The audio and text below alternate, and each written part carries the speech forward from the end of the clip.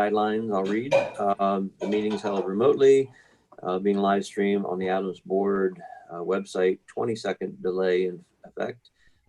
Viewers have the ability to send a comment through the live stream that will be addressed at the end of the meeting. Guests are asked to sign in via the live stream, and we will again address if they would like to be addressed in the minutes, have them sign in. And as a reminder, roll call vote by Danielle will be taken on each item that needs to be voted on, so including attendance. So we'll start off with attendance. Danielle. Melanie Bean. Heather Campbell. Jennifer Demuth. Here. Ryan Dunn. Here. Kelly Engelhart. Brian Kress. Here. Mark Murphy. Here. Jeff Nighting. Here. Marion Audie. Here. Polly Peyton Miller. Paul Rossi. Here. Julie Smith. I thought I saw her. Here, I couldn't find my mute button. Maureen Stoneman. Here. Okay. Oh, no, there's Brad. I made it. All right, board staff introductions. Natalie Boland, board staff. Brad Hill, your board counsel. Danielle Lurie, board staff. Jill Sayer, board staff. Veronica Spidell, board staff. Michael Dotz, board staff. All right, any guest introductions? Anything out there, Mike? Not that I can see all in connection. Okay. Nope, nothing there. All right. Before we get officially started, even more, Brian, thank you for the festive background. Appreciate it. You're the only one who thought of it. Yeah. Great. So the agenda was sent out in advance by Danielle. Thank you. Everybody should have received that. If not, let us know. But we do need review of the agenda and a motion and a second, and then a roll call vote to approve the agenda for today. This is Maureen. I'll make the motion to approve the agenda. I'll second that. It's Julie. And thank you for mentioning your name during those, especially if we're on if Mike has us on the screen here, it helps us all identify who we are, even though most of our voices are familiar.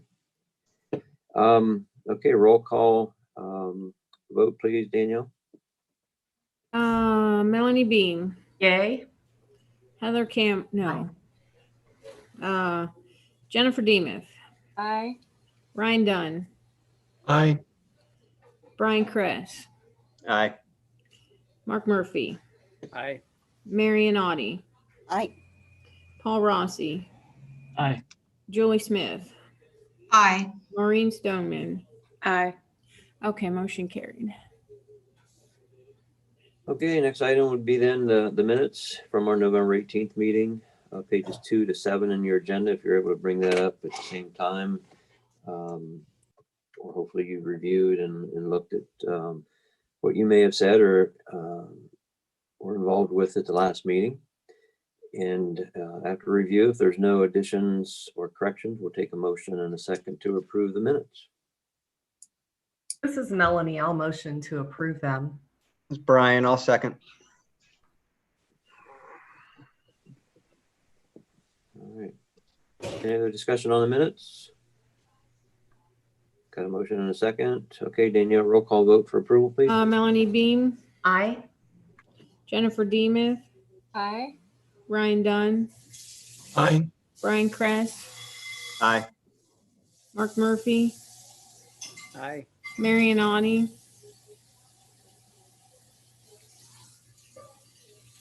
Yes, Marion. Yeah. I'm sorry.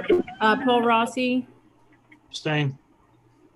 I apologize for not being here last week or the month. Julie Smith. Aye. I'm sure I can hear. Maureen Stoneman. Aye. Okay. Heather joined at 1:06. Motion carried. Thank you. All right, Budget Committee had a very efficient, good meeting before this. So Julie, take us through the Budget Committee actions and approvals.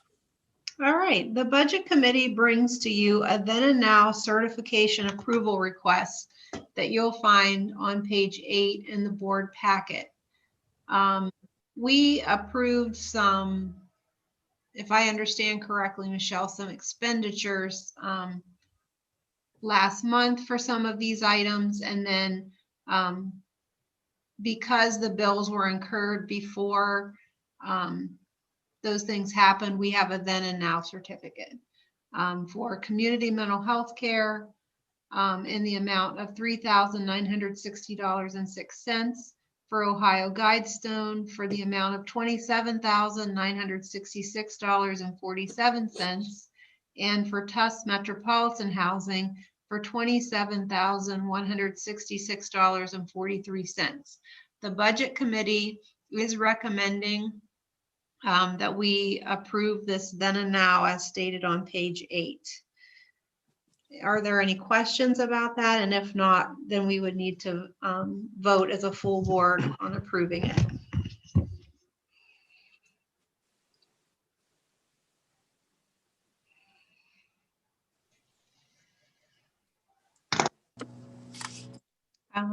Okay, if there are no questions, Danielle, will you take a vote? Okay, Melanie Beam, Aye. Heather Campbell, Aye. Jennifer Demuth, Aye. Ryan Dunn, Aye. Brian Kress, Aye. Mark Murphy, Aye. Marion Audi, Aye. Paul Rossi, Aye. Julie Smith, Aye. Maureen Stoneman.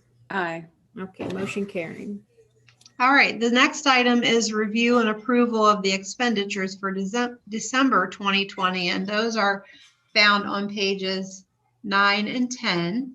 And the budget, well, Michelle did point out to us that the only unusual expense listed here is item 720, which is near the bottom of page 9, I think. And it's regarding some indigent hospital funds that are being used to pay for an individual's hospitalization at Generations in Youngstown. Natalie, did you want to explain what's going on at Heartland now, or is that further down under Director's Report? It is further down. I guess I'll just very briefly say Heartland is currently closed due to COVID cases. The state gave us funding to hospitalize indigent individuals in alternative locations. Okay, so you're just seeing there the $3,750 that has been used out of that fund in November. Well, I don't know, November, December for that individual. So the Budget Committee comes to you with a recommendation to approve the December list of bills in the amount of $253,039.52. And if there Excuse are me. no further questions, then we will need to vote on that approval. I had a question. Yes, Ryan? The other unusual item there was immediately above the hospitalization. The psychologist who I believe is over in Springfield. What was that $800 service? So we have an individual who needed a a guardianship evaluation, an expert evaluation to allow us to move toward the court for guardianship. Because she is not connected to any other service provider in the community, any other psychiatrist, because of her mental illness, she's choosing not to be engaged. We did have to find somebody who was willing to see her while she was incarcerated and while she was hospitalized to complete that expert evaluation. Thank you. Appreciate it. You're welcome. And he actually had completed a forensic evaluation of her in September. So he was already familiar with her, which is why we approached him for this evaluation. Okay, are there any other questions?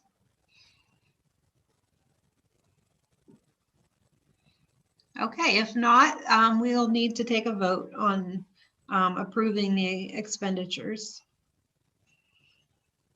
Okay, Melanie Bean, Aye. Heather Campbell, Aye. Jennifer Demuth, Aye. Ryan Dunn, Aye. Brian Kress, Aye. Mark Murphy, Aye. Marion Audi, I'm gonna abstain. let's see, Paul Rossi, Aye. Julie Smith, Aye. Maureen Stoneman. Aye. Okay, motion carried. Okay, next is item C on your agenda, the review and approval of financial statements through November of 2020, found on pages 11 through 14.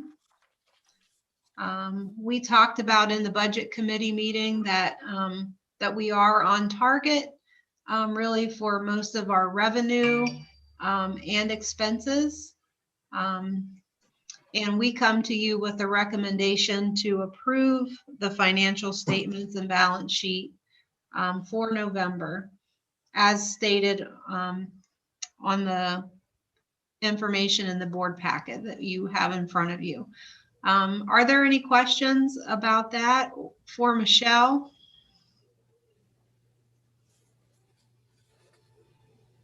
Or Michelle, any, specific things that you wanted to point out to them? I know we mentioned there's a couple of things in the budget that have been paid at 100%. Several of those things are one-time funding. In one case, ComQuest has exceeded their mental health contract. So we will be looking in February to make changes to that to increase it.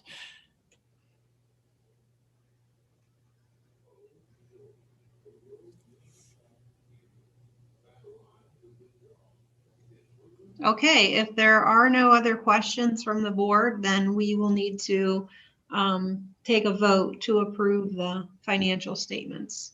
Melanie Bean. I just have a quick question. Oh, sure. It looks like the K-12 funding, hasn't gone through yet for Carrollton schools, correct? Correct, that hasn't been processed. Okay, so I can vote on this. That's why I wondered. I wanted to Correct. make sure if I should abstain or not. All right, so Melanie, you haven't sent the invoice yet, correct? that's coming from Dr. Quattrochi. Okay. Yep. So I. Heather Campbell, Aye. Jennifer Demuth, Aye. Ryan Dunn, Aye. Brian Kress, Aye. Mark Murphy, Aye. Marion Audi, Aye. Paul Rossi, Aye. Julie Smith, Aye. Maureen Stoneman. Aye. Okay, motion carried. Okay, thank you. And then finally, we will look at the calendar year 2020 budgetary adjustments that are listed on page 15. These are adjustments that need made because there's either been additional revenue or less revenue in these certain categories and changes in expenditure levels. The budget committee reviewed these with Michelle, and we come to you with a recommendation to approve them. But I know if you have specific questions about any of the line items, Michelle would be happy to go into more detail. Are there any questions? Just as a general question, which direction are these? Does the negative sign mean that there was less revenue and less expenditure, or more revenue and more than expected? The revenue, if it's a positive, that means there's been additional revenue from what we actually projected originally. If there's a negative, it means I have to reduce the appropriation because we didn't get as much funding as we thought we were going to through the year. Under expenditures, those are all decreases in the expenditure amounts. We have to make sure that our receipts and cash balance cover whatever the appropriation is for expenses, even if we haven't expended everything, if it's higher, it's a zing on our audit. So that's why these adjustments are being made, so that everything is nice and clean and we have enough receipts, we have the proper amount of expenditures, and we're all squared away. So the only reason I really increased the 160 in revenue for A50 is just because it was a large amount, and I just wanted to make sure that it was seen by the county. We weren't in danger of exceeding expenditures with that category, but we're good with everything else. Thank you. Mhm. All right, any other questions? If there are none, then we need to take a vote on this item. Melanie Beam, Aye. Heather Campbell, Aye. Jennifer Demuth, Aye. Ryan Dunn, Aye. Brian Kress, Aye. Mark Murphy, Aye. Marianne Audie, Aye. Paul Rossi, Aye. Julie Smith, Aye. Maureen Stoneman. Aye. Motion carried. Okay, thank you. That concludes the report from the Budget Committee, Jeff. Okay, thank you, Julie. Thank you, Budget Committee. And thank you, staff, for getting all that stuff together for us and explaining it. Next is the Public Relations Committee and a report on that meeting that they had from Brian. Yeah, so we met on November 23rd as the Public Relations Committee, discuss a couple items. One was a levy debrief. We wanted to go over what we felt worked and what we could have done better for next time. I won't go over all of it, assuming you've read it, but some of the highlights really were, we felt what went well was some additional community awareness, some more board presence because of COVID. The early mass mailings we felt helped us. The media events that we did, and including social media as well. A push, I'm sorry, sorry, lost my notes there. We also discussed some signage feedback as well, from placement to sign size, to reusable signs, things of that nature. So that was all discussed on the levy side of things. We also had some conversation around the $166,000 RSP grant. That is to be used by June 30th of 2021. And that is for stigma reduction campaign. And we discussed ways to accomplish this and go about that campaign. Lastly, we had discussion around possible new fundraising campaigns as we've depleted our PAC for the levy, and the ability of this committee to take on and assist with those campaigns and what some of them might be. And we're going to discuss in greater detail on our next meeting and try to narrow down fundraising events to what they could be and what may work best for us in this climate. So that was the highlights of PR. Anybody have any questions?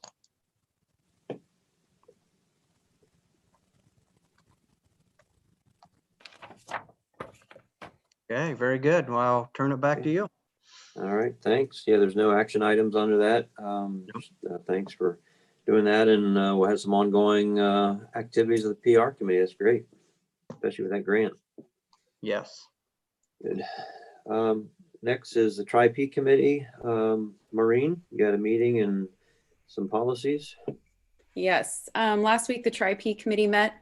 We're continuing our work to go through the different policies and revise policies or adopt policies where we see that they're needed and we don't have any. We looked at two policies. We revised a whistleblower protection policy, and then we looked at a new policy regarding the executive director evaluations and contract negotiations. In addition to that, if you remember the last meeting we talked about, we did a social media policy that was new. And we had discussion at that time about having board members as well as staff sign some sort of acknowledgement that they had received certain policies. And so we looked at an acknowledgement for both board members and staff members to determine and look that over and approved acknowledgements for that as well. So we had lengthy discussion about both of those policies and the acknowledgements, and made some changes to those that we thought were prudent. And the Tri-P committee comes with asking for approval from the board for these new policies. Are there any questions? No, I'm sure the full committee or the full board has not seen all the policies, right? I think just the Tri-P gets the policies. Is that right, Danielle?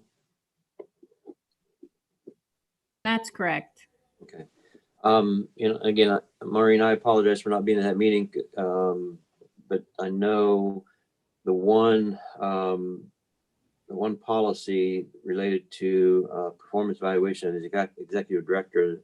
I'm glad that one was brought forward, because we especially wanted to put in there about the contract expiration and that process. And I, again, apologize for not being on the call because that's the important one to consider, where everybody comes together and puts that process together. And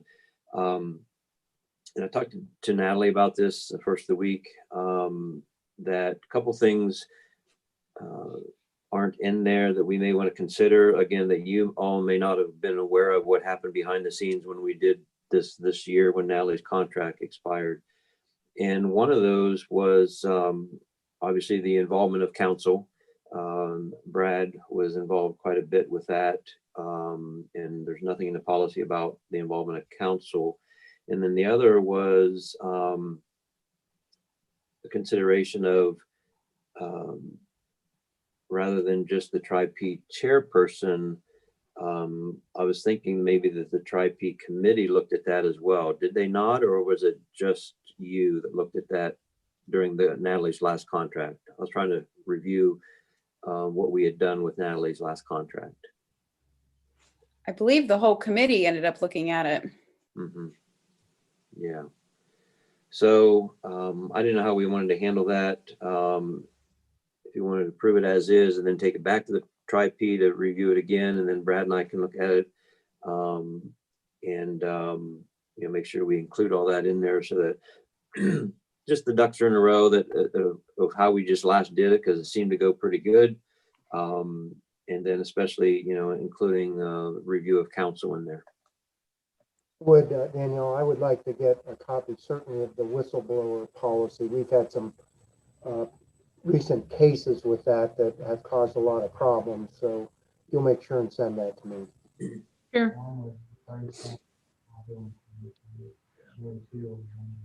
So I guess I don't know, should we still go for approval, or should we have the Tri-P committee look at it next go round? I would think we just want to wait. I would like to see them before we vote on them, especially on the whistleblower. So what we'll do, Danielle and I will go back and look at the executive director contract policy, and we will add in full Tri-P review and council review. And then whenever we get feedback from Brad, we will bring this to our next Tri-P meeting with updated policies. And so it doesn't sound like we'll move forward with a motion today. Okay. And that's all I have. As much ado about nothing, Maureen. Yep, sure was. Sorry about that. That's all right. Yeah. Well, I have a question concerning that. Mm-hmm.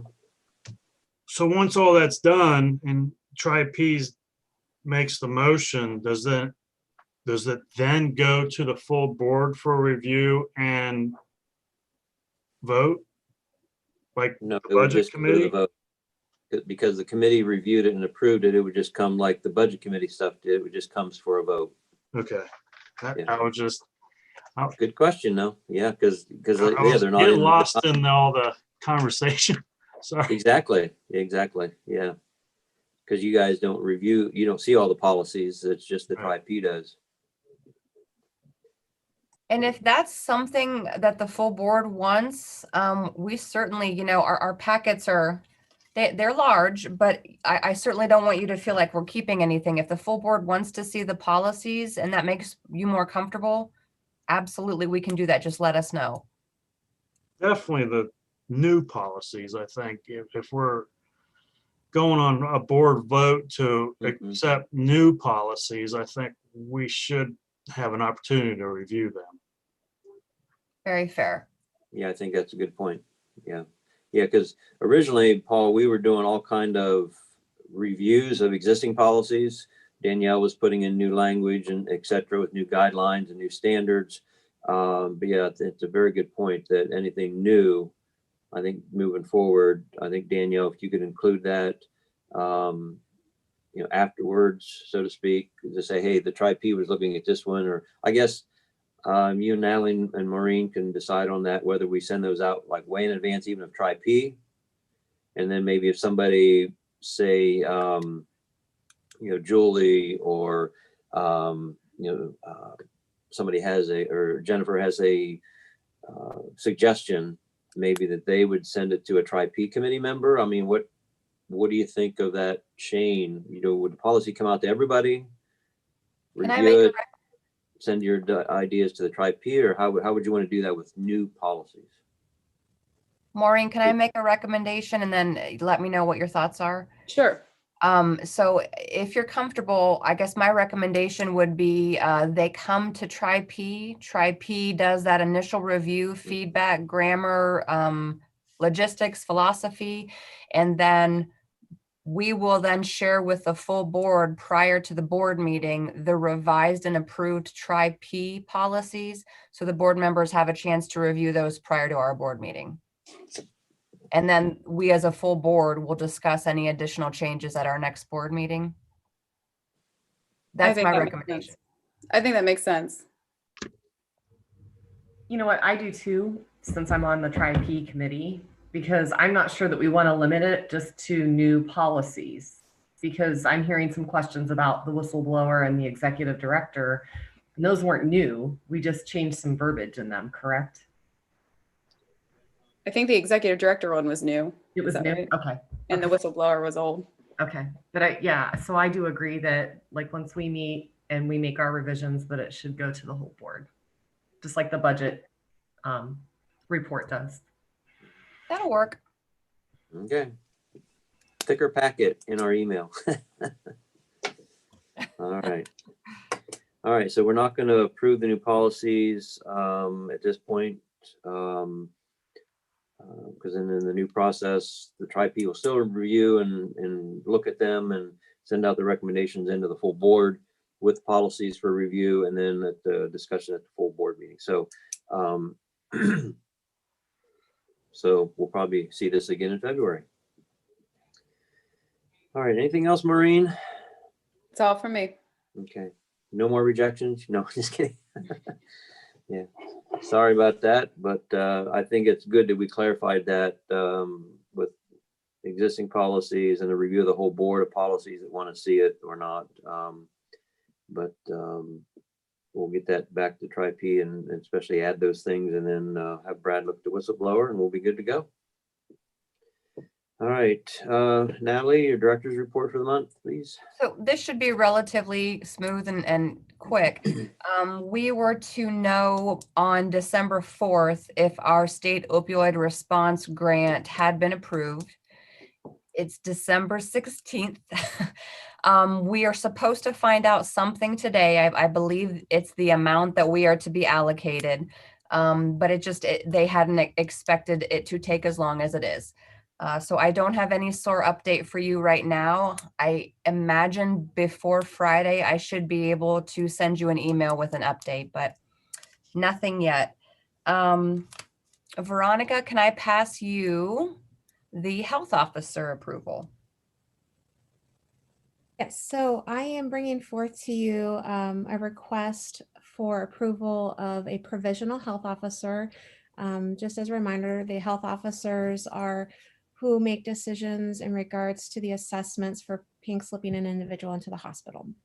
And so community mental health care at this time has our health officers, and they've gone through a crisis competency training, a background check. I check their license online to make sure it's up to date and current, and that there's no findings against it. So Kimberly Ekman is a licensed social worker. She's a new hire for community mental health care, but she has completed all the requirements for provisional, which means that she'll still have a supervisor that oversees a certain number of assessments that she'll complete. And then when her designation comes up in June of 2022, then we'll do just a straight health officer request for her at that time. So I guess I need a motion to approve her. This is Julie. I'll motion to approve the health officer as stated on page 20. This is Ryan Dunn. I'll second that.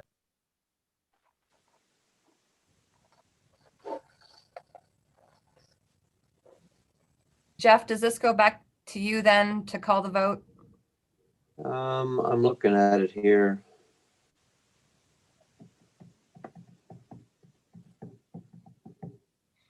Yes. Okay.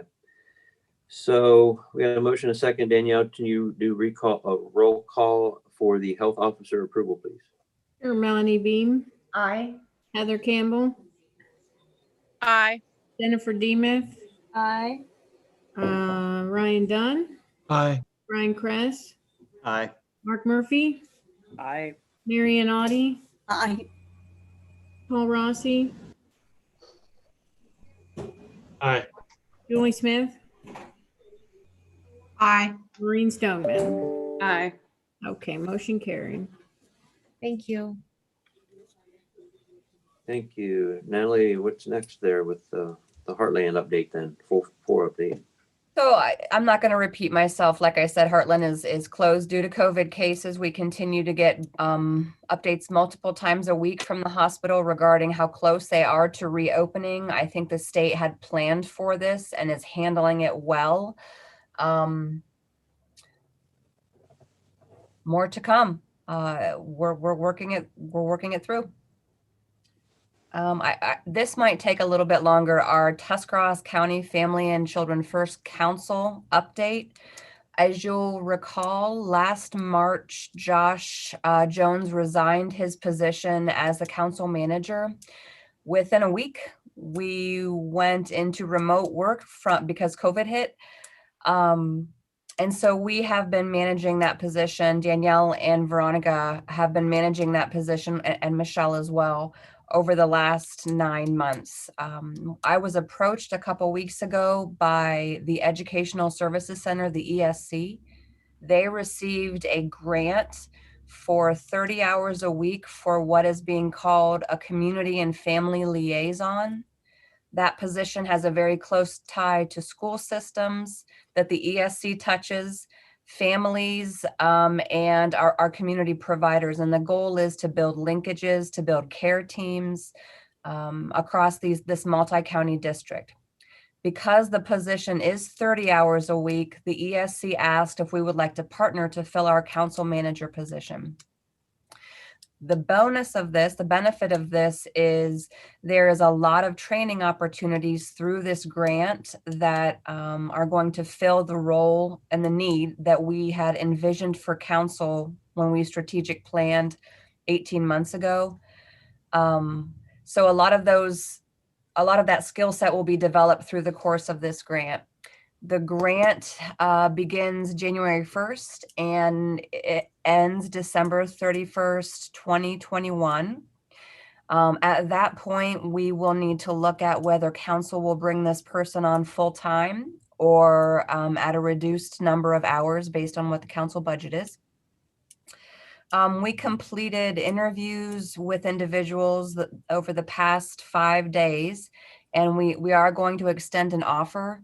The reason that's important to the ADAMHS Board of Directors is that while Tuscarawas County Family and Children First is the entity that's going to be managing the position, The ADAMHS board as administrative agent also has a role in the hiring as well, as you'll recall with our involvement with Josh Jones's position. So I wanted to let you know and answer any questions that you may have as we look to bring this new staff member on. Natalie? Yes, Julie. Okay, so if this person is hired now, and it sounds like would be partially funded by Children's First Council, and then a larger percentage funded by this grant for that 1 year, at the end of the grant period, then we would assume, could potentially need to assume responsibility if we want to continue the position. So I'm sorry, Julie, was there more? Well, there was another part to that. Since Josh hasn't been in that position since March, I would assume we've been accumulating funds that we would have been paying him. We have been giving a small portion of funding to ADAMHS, to Danielle and Veronica, for their work in managing the council duties while no one else has filled that role. Okay. And that went through council's governing board with their approval. And so I guess back to your first question, we had a lot and have a lot of hopes about how council is going to evolve, and heavily, trained Josh to make that happen. We still have that hope about what council can be. So ideally, at the end of this, council will bring this person on, whether it's full-time, three-quarter time. I approached the ESC. Veronica really made this bridge happen with the ESC about, at the end of this grant, if for some reason we were going to have to do unemployment, are you willing to partner with us to fund that?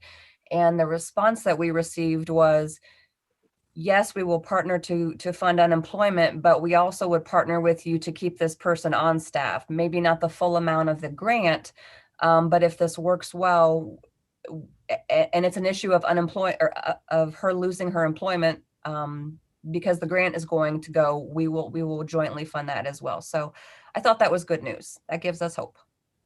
Yeah, that sounds like a win-win then. Yeah. We have a great partnership with them.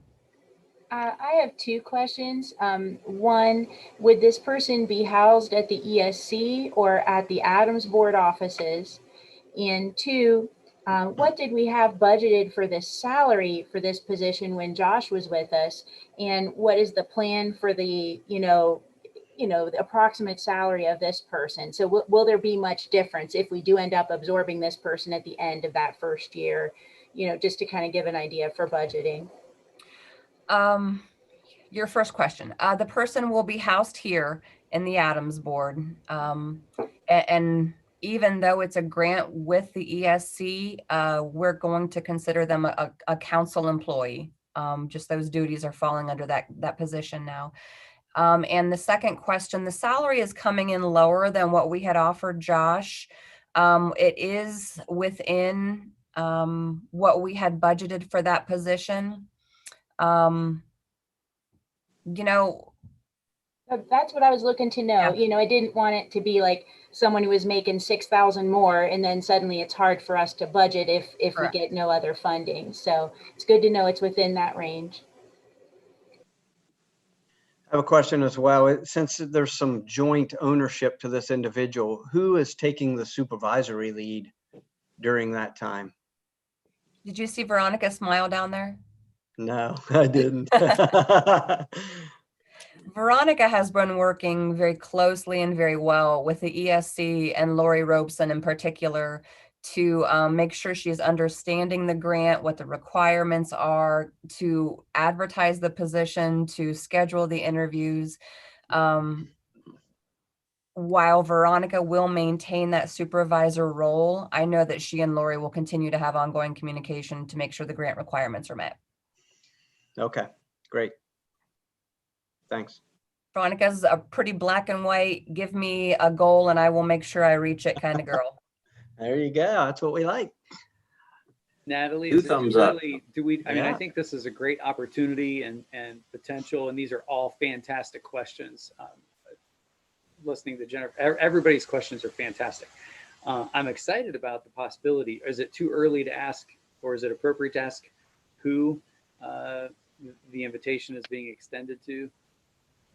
What's the protocol with that, Mark? We haven't, Veronica, we didn't extend the offer yet, did we?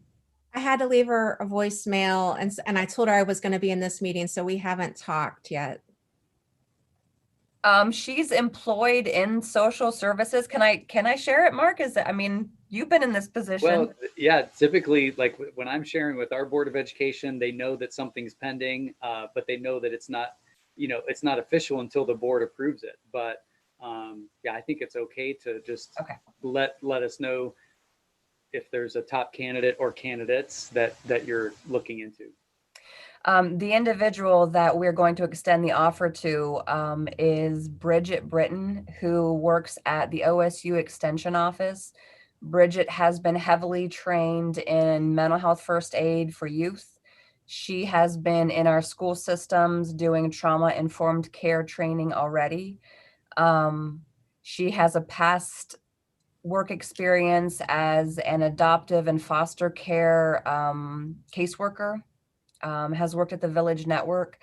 The other candidates that we interviewed, there were levels of appealability of all three of them, but she definitely hit both that school focus and the understanding of the families that Family and Children First Council connects with. So we're pretty hopeful. And her supervisor is Chris Kendall, and she's on our governing board for Family and Children First Council. And she actually recommended to Bridget to apply for the position. So it's not going to be a surprise to her employer. That's great. Well, thank you. Anything else about that position?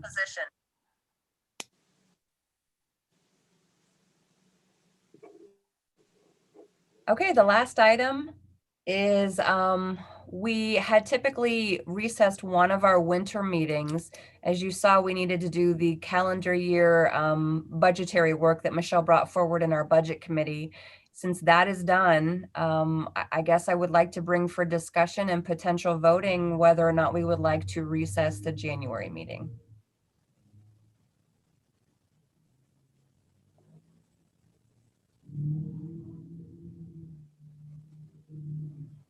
If you are interested, we would need someone to make a motion. What would be the any potential problems with doing that?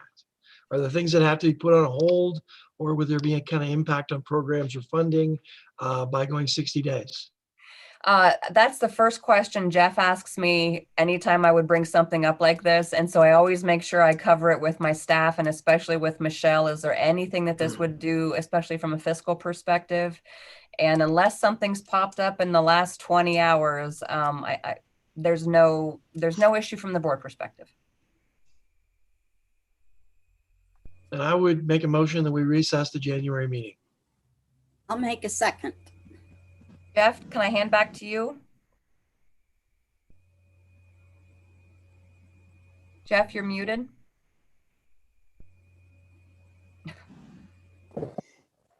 There we go. I don't have a mask on. You should be able to read lips, right?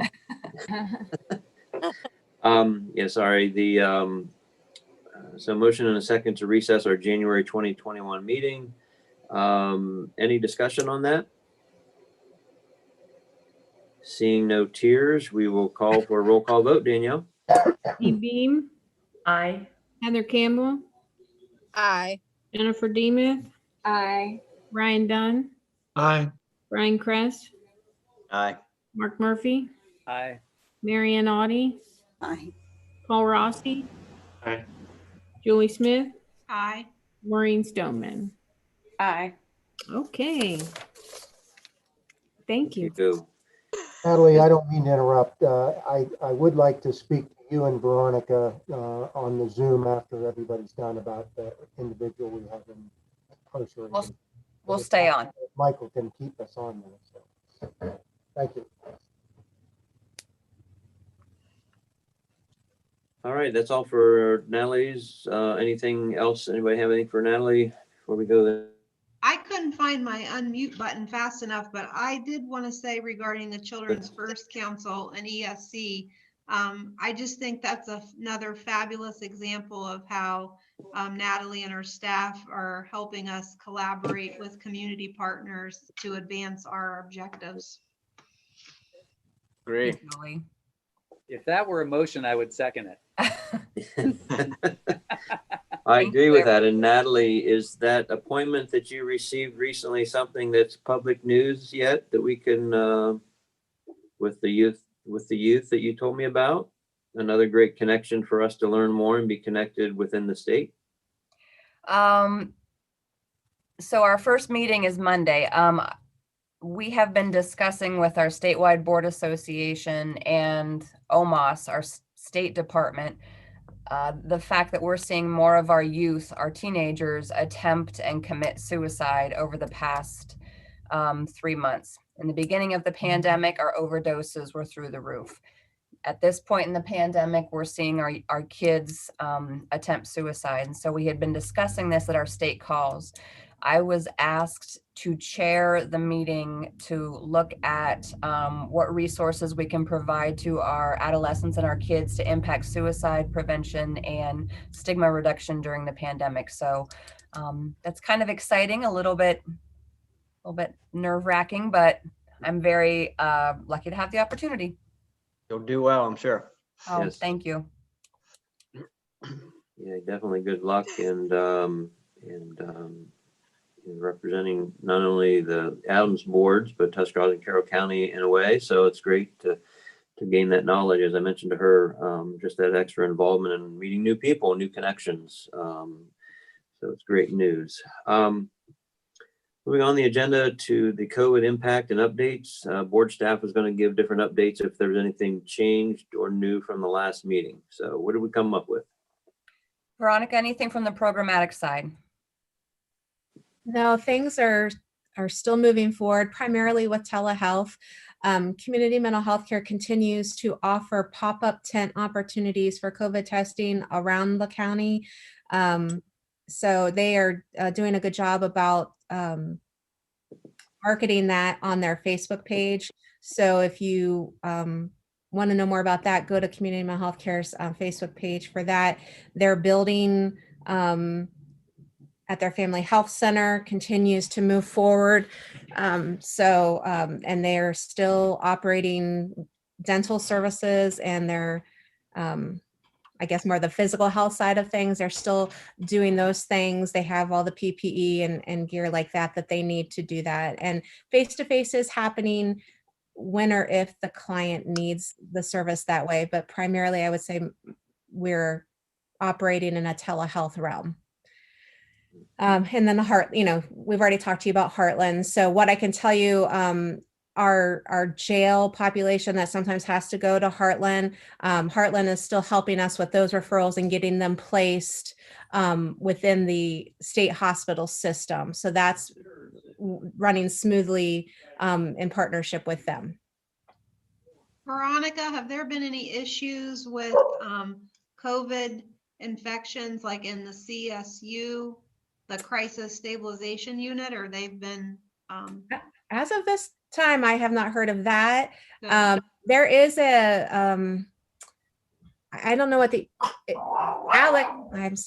Alex McCarthy has different from the EMA, has different subcommittees that meet on a regular basis, and he'd been having a subcommittee and it had a lot of our behavioral health directors as a part of the call, the Zoom, where we were discussing alternative sites for individuals to be able to go if we had an outbreak in a facility like the CSU or at like the domestic violence shelter or things like that. So we do have plans in place countywide to address that if that issue does arise.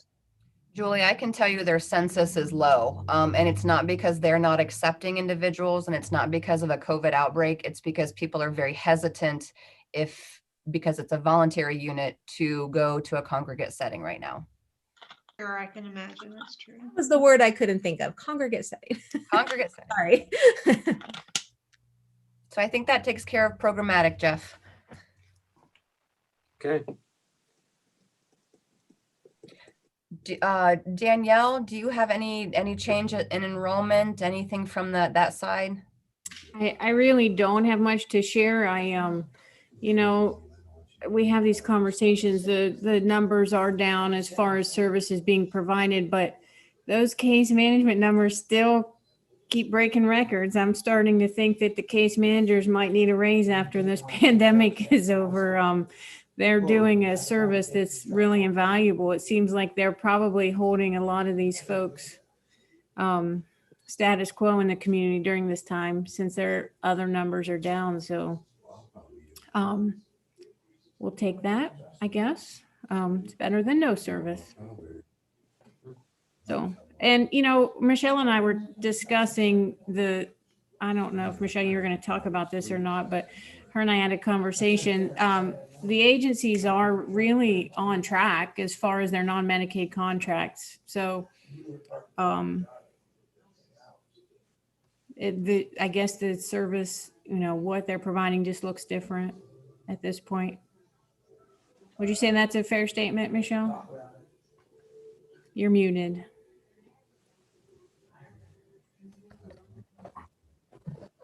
There we go. Okay. Yes, I would say that's a fair statement.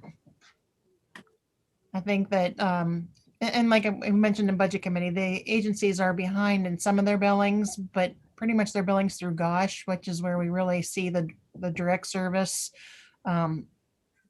Those are pretty good, and they're a different mix, but they're still their dollar amount is still intact. Yeah.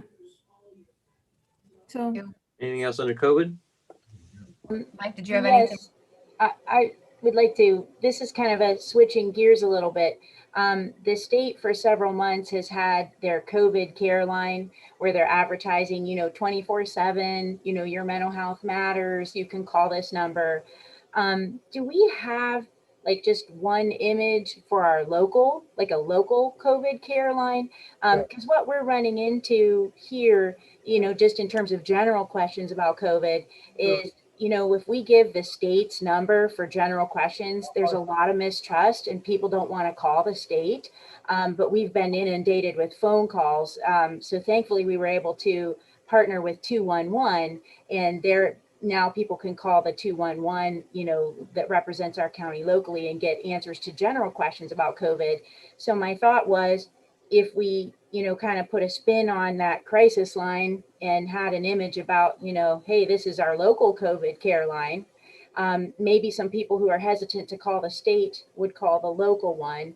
And then of course, we'd be happy to share that out, on our Facebook page, and I'm sure other places probably would too. It's just a thought for consideration. Well, and I don't see, and Veronica, you'll have to let me know about your skills, but I think she does a lot of creating posts. Yeah, I've seen the posts. Yeah. If we just give her the content, so there's no reason that we couldn't also advertise our local crisis line as a COVID care line, for support only, not COVID questions, because we certainly don't want them to get inundated with that. Yeah. As you know. As you know. So you want the Carroll County numbers to be advertised as local COVID care lines? Is that for emotional support? Is that what I'm hearing? So I think you and I can work on the wording a little bit, but we're definitely going to have to tie this to a behavioral health or mental health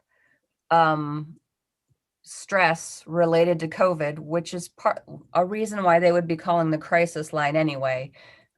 It's just going to be marketed or worded a little differently.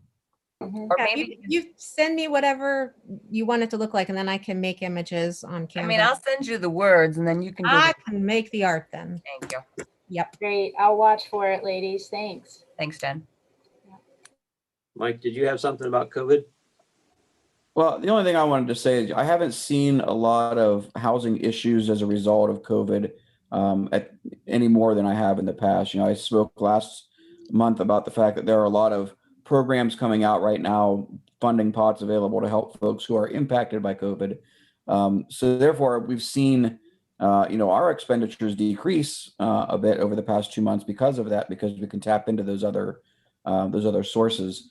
My only concern that I'm seeing now, or that I'm kind of keeping an eye on, is the fact that there are still people out there who have needs and have issues that need dealt with that are not COVID related. And I get concerned that there's such an emphasis on COVID relief and pandemic relief that we're going to sort of forget about those folks who have needs that aren't related to that. And a lot of the funding comes out that is specifically for people who are affected by that. So I haven't seen it yet, but I'm just kind of keeping an eye on that to make sure that those other folks who really haven't been affected by it aren't going to start suffering as well. And I was on Access Task before this meeting, and the Dover CARES money is gone. The senior centers CARES money is gone. So everyone is now referring people to Harkidus, because Harkidus got around $600,000 for a multi-county region, but that is who still has the funding. And they can actually, and they said on the meeting today, they can go back in months to help. So it doesn't have to be a December issue. They could maybe help with something that happened over a period of months. So I just wanted to make sure you had that information. Okay, thank you. I think that's it, Jeff. That's it? Okay. Unfinished business, I believe we're down to maybe one person, and that's being worked on to get the board member training. So thank you for everybody that did that. If you want to look at some of those other trainings, maybe if you did one or you did two and do a couple other ones, that's just a good update on what's going on in the board, ADAMHS board world. Is there any other unfinished business that was not presented on the agenda, or is there anything, Mike, that's been submitted in? I'm taking a look here at the YouTube feed here. Nope, I'm still the only one watching. Okay. Thanks for watching. Jeff, I have a question on some unfinished business. Yes, sir. Where do we stand with the unfilled board member seat? Have we had any luck in additional searches? I'm seeing Natalie's head. So the person I spoke to, he has a family member who is employed by the agency, and the more that he and I talked about it, I just don't want to get in that position again. This has always been one of our most difficult positions to fill, and I'm going to keep trying. Okay, just curious. Good question. Thanks. All right. Well, thanks everybody for participating, support, and everything of the meeting and the board and all that we're doing. As I mentioned last time, if you have any agenda items, questions about ADAMHS, whatever, obviously bring them up so we can discuss them as a board, agency related, board related, whatever, so we can address those moving forward. Our next meeting then with the recess would be February the 17th, 2021, in the new year. So with that, unless there's anything else under, I guess we need to go into new business. Is there any new business officially? I did not see any. Jeff, the only thing I want to say, I missed last meeting because of staffing issues here. I want to thank the board staff for all their dedication and everything, and also my fellow board members. The levy was an overwhelming success. We couldn't have done that without board staff, and to do that within a pandemic year. I hope, I've had numerous conversations with Natalie. I hope she's sharing with all you guys all the praise that I've been passing on, what I see you guys do from my roles sitting over here. So I know it's tremendously difficult. All of our jobs are seems like they're 3 times harder than they were last year. I think board staff, you guys are knocking it completely out of the park. Facebook, Veronica is like a Facebook wizard. I enjoy reading all of her posts and the new things that are popping up on my Facebook feed. You guys, Michelle, everybody, Danielle, you guys are all I'm just super impressed with the professionalism, dedication, and the fact that the mission is being continued during these difficult times that we're in. Yep. They've certainly hunkered down, haven't they? Definitely digging into where the needs are and filling those needs and giving these updates and checking in on people that we fund and we depend on.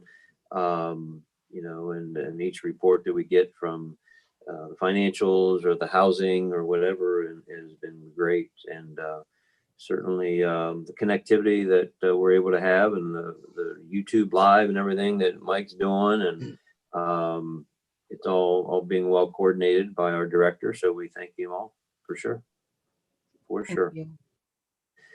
All right. Well, again, February 17th, a regular calendar event. Hopefully you have on your rotating calendar for our next board meeting. And I think Brad still wanted to see Natalie and Veronica afterwards. So stay on for this particular call. Everyone else, we can leave once we have an adjournment motion. I'll make that motion. I'll second. That's Ryan. Mary Ann, thank you very much. We are adjourned. Merry Christmas to everyone. Merry Christmas, Happy everyone. holidays, Thank everyone. you. Merry Christmas. Thank you. Merry Stay Christmas. well. Thank you all. Bye-bye. Thanks, everybody. Bye. Bye-bye. Natalie, I'm making you the host. Thank you, Mike. And it's gonna stop being live streamed?